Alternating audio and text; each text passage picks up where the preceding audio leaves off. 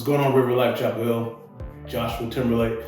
I wanted to share my testimony of how I gave my life to Christ. A lot of people have different experiences, but as for me, mine was I don't want to say authentic, but it was crazy. It was crazy. So it started when I was 16.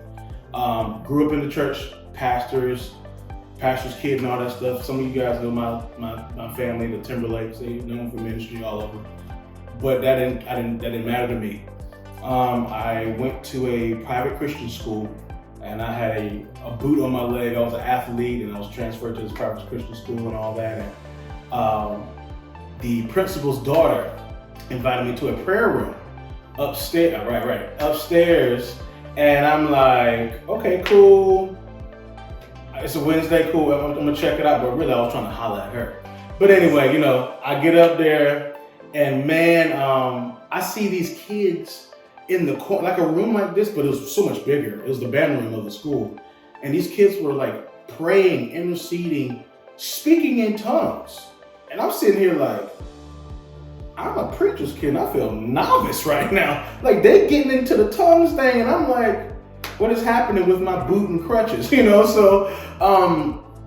So one thing, I just felt this deep conviction, like I was missing out, because I was been so much of a leader of a lot of other things, but this, and I feel like what I need to be involved. What's going on here? I feel like I'm missing out, and I sat down, and I just challenged God. I said, I heard all about you. My parents speak about you. My family speaks about you.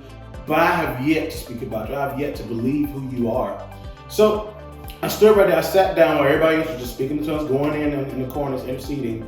And in that band room, I challenged God. I said, if you are real, prove it. You need to do something that's like undoubtedly has to be you. And literally I made myself available. This is key. Within my soul, pretty much deep within me, this fire came up, and I just began to scream out into a song, actually. And the song said, ignite my fire, Lord. I want to burn for you. Consume me, oh Lord, as I cry out for you. So when I sung that, little did I know, I remember singing that and my mom playing it earlier that week. But that came out within me. So that was another seed that was planted because I made myself available. So I made myself available for him to come and just come in and wreck shop. And when that happened, I was so loud. It was like an out-of-body experience. I was actually looking at my mouth like, shut up. Like, because everybody stopped praying. I was like, what is happening right now? The principal and the choir director was like, get back to praying, something is happening. All of a sudden,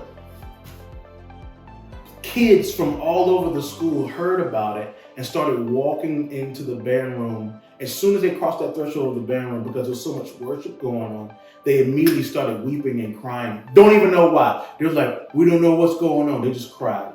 Get on their knees, cry. Next thing you know, the whole school is in the band room, including the staff. Everybody's in worship because one person responded and dared to believe, which was me.